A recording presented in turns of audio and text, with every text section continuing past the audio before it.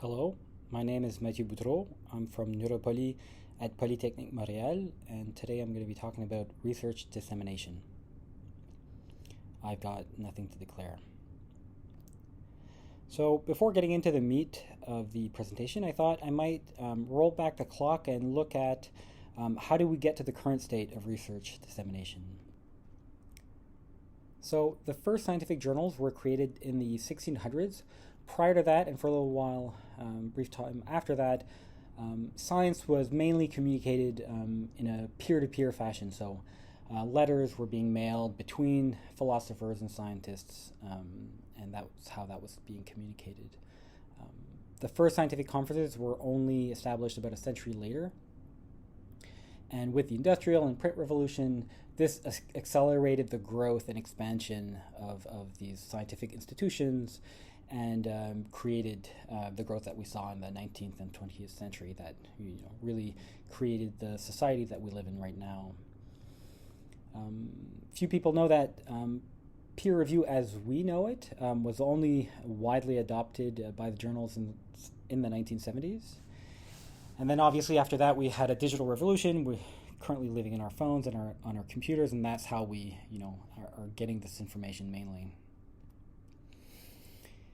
And so I think the key features of traditional research dissemination that I would highlight would be, they're published as a thesis in universities. They're communicated at international conferences. It's typically peer-reviewed.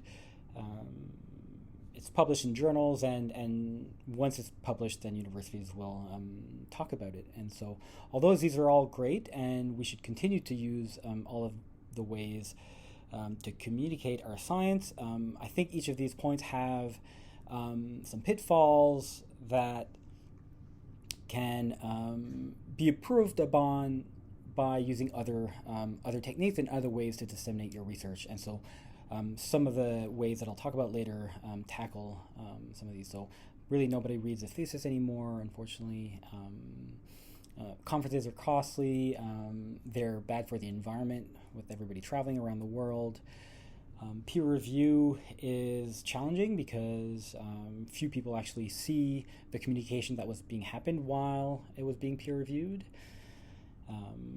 Publishing in journals is very slow and maybe inequitable if it's costly, and there's a better way to communicate after you've published than just letting your university do it for you. The paper was designed for the physical world. It was designed to be handled in your hands. It was designed to be printed, to be photocopied, to be collected in a journal format and mailed to libraries. It was designed to be mailed to reviewers by journals, and because of this, things like figures had to be, printed and static.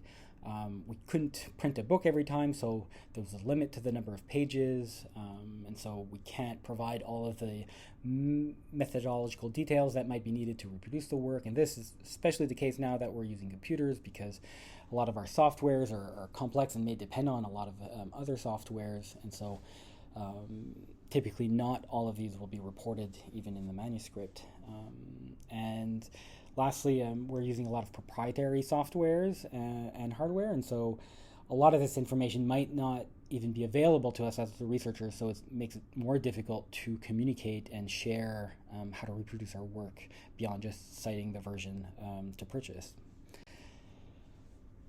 So I'll be talking about a lot of tools and platforms. Many of these, if not all of these, you might be aware of, but hopefully this will give you ideas, and at the end I'll collect all of this together and talk to you about an example that we made and published recently.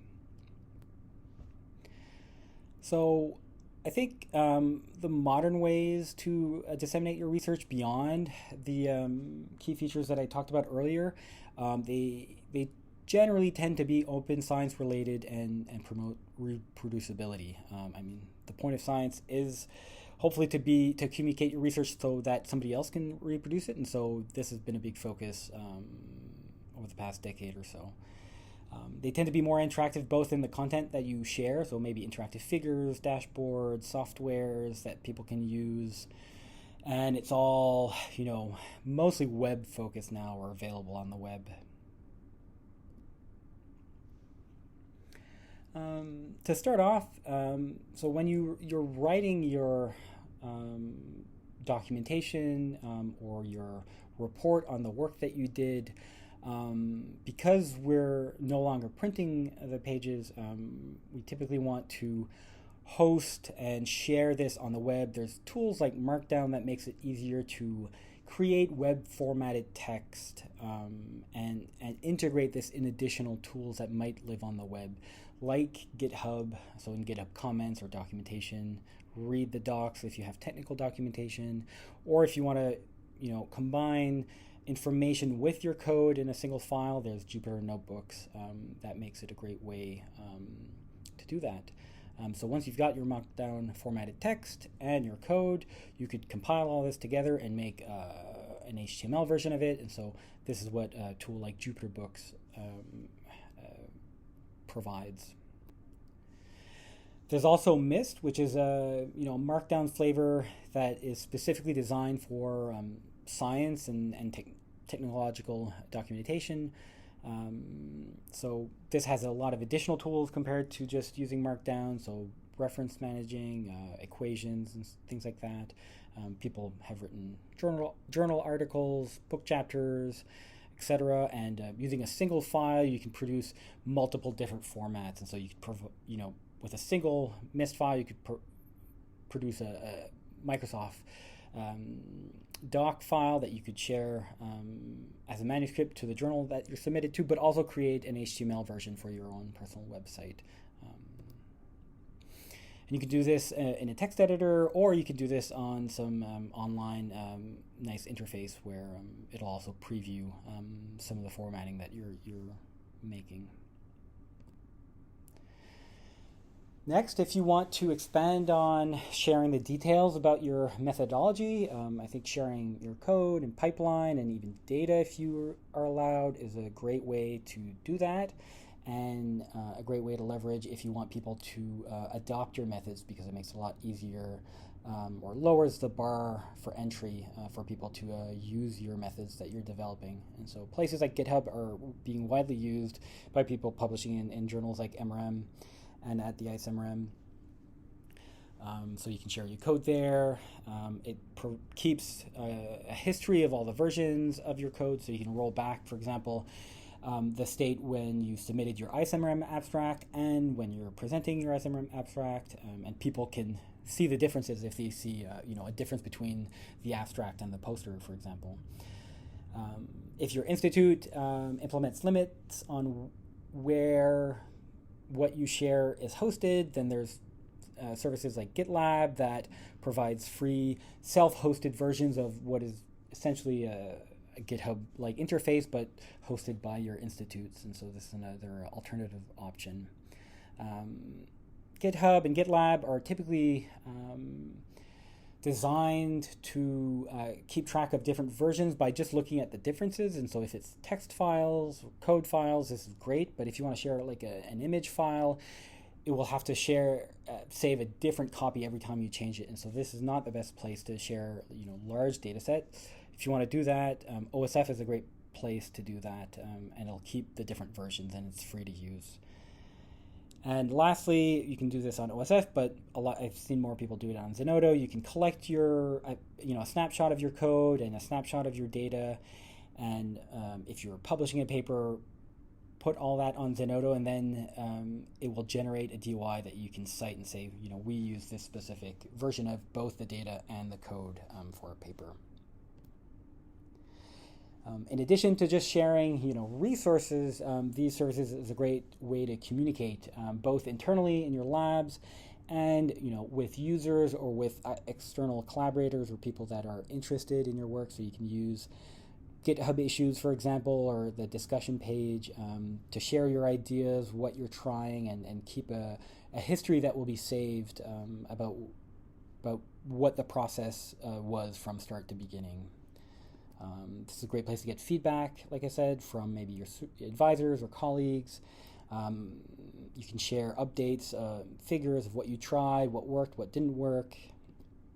And if you're lucky and it's interesting and people are aware of it, then maybe some external people will come in and give their own comments about what you're trying and some ideas about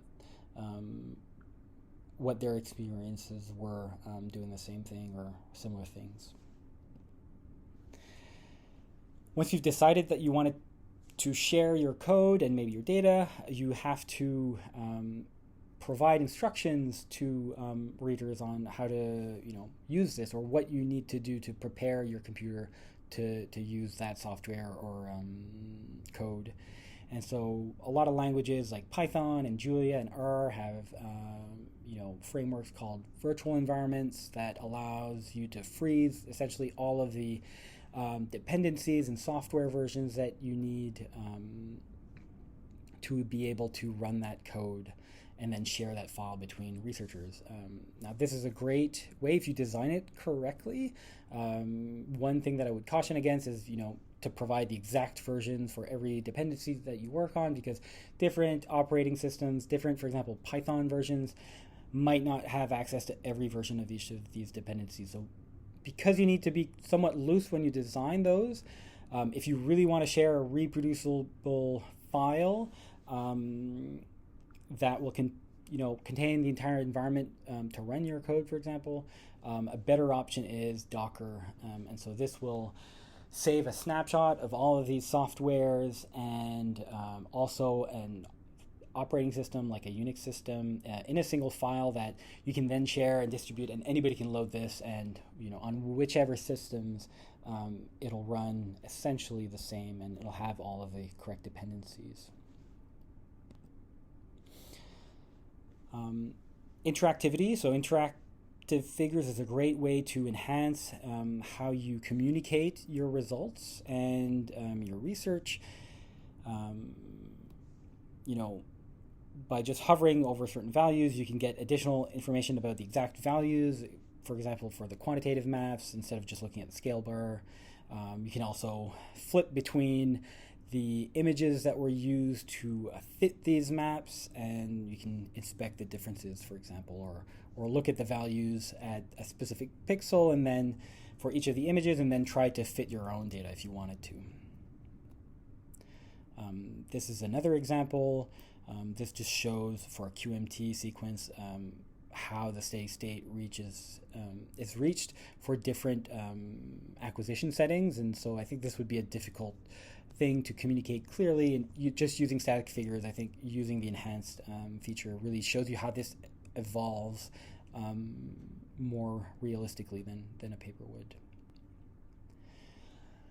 So in addition to publishing into journals, which we're all going to continue doing, you can also provide a preprint. Most journals will accept it if you've created a preprint of your initial manuscript.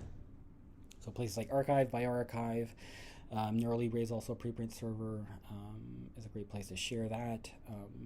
If you want to be able to cite which specific versions of the data that you used, OSF and Zenodo are a great place to do that. Zenodo for both code and data mainly.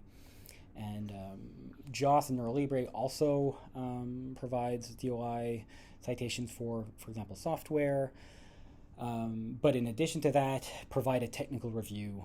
So they'll have external reviewers that will review it openly just for the technical aspects. So can you reproduce the figures? Can the code run? Are your installation instructions correct? Et cetera, et cetera. And NeuroLibre, in addition to all of that, will also have a saved Docker image of your submission. And so let's say that you've published your manuscript in a preprint server, or it's been published in a peer-reviewed journal. Then a great way to expand on the amount of people that will see your work would be to use social media.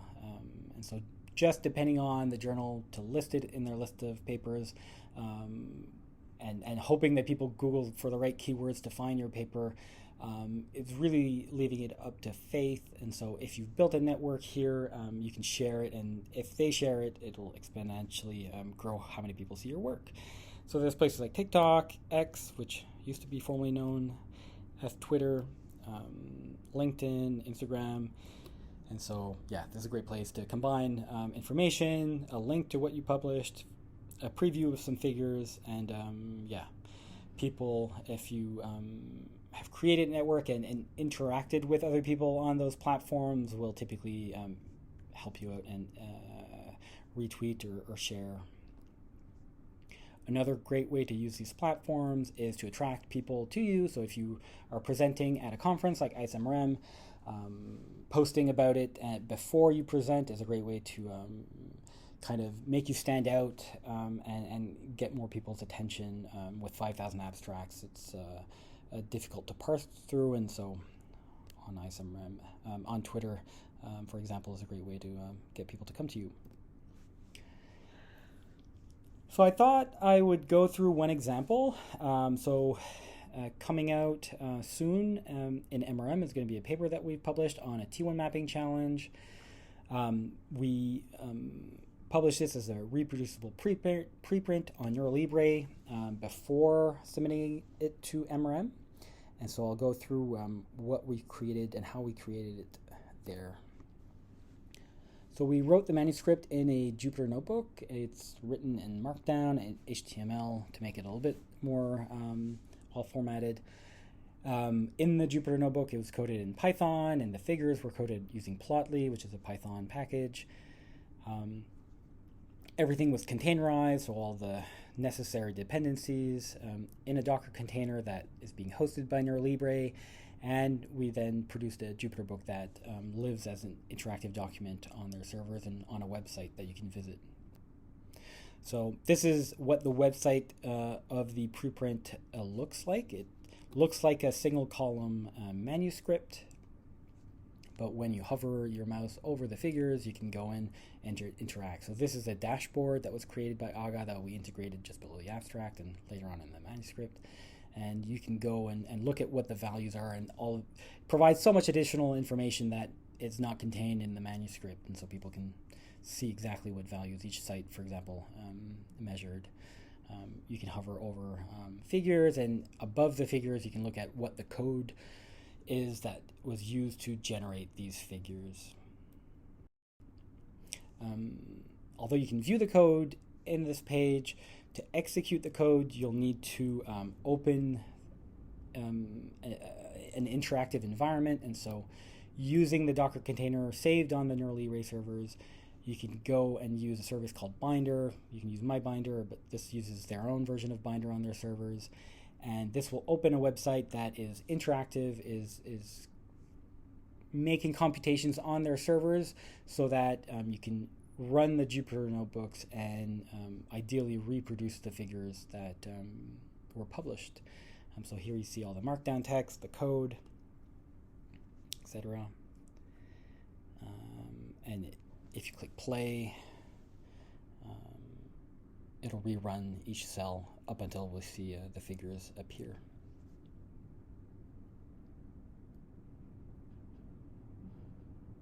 There it is. So if you want to know more, there's a really great paper published on PLOS computational biology that goes through a lot of what I've talked about today and additional things. And so I'd recommend you go read that manuscript or that paper. The key points that I would like to send you home with is leverage the platforms that you're already using, wherever the community, the MR community or your subfield is. Create interactive content, be open, be fair, and don't overburden yourself. You don't need to be doing everything listed here. Do a few things at a time, and it'll start growing. So looking ahead, I think we're hitting another inflection point with AI. It's changing how we write, how we code, and we can imagine things like automatically generating your methods using a Docker container that had all the pipelines and analyses code, or vice versa. If somebody's published an AI generated methods text, maybe that could then be used by AI to produce some of the analysis code or algorithms described automatically. And who knows, maybe in the future AI will replace reviewers. There's a lot of resources online where you can read more about this. So MRM Highlights, we've been interviewing people that have published in MRM, that have used some of these technologies in their publications. There's open source imaging and MR Hub that share code and software related to MR. And MR Pub is a place that some people have created interactive documents. If you want to learn more, on Thursday, Julien Conadad from our lab will talk about open source and lab management. I think this would be a very good topic for a lot of groups to take a look at. It's complementary to some of the things that I've talked about today. If you're at ISMRM this year, pick up a physical magazine of MRM Highlights. We've, like I said, interviewed a lot of interesting people that have used some of these technologies. The last group that we interviewed was the SIPI group about their initiative. And yeah, each year when it's not COVID, we throw a highlights party after the closing ceremony. So this year it's going to be at the Blue Jazz Cafe in Singapore. So I'll play a quick video generated by AI that Aga made. Who knew MRI researchers could play in the rhythm of the MRI's beat? Echoes happiness from head to feet. The lab coats twirl in a vibrant whirl all night long. The party unfurls.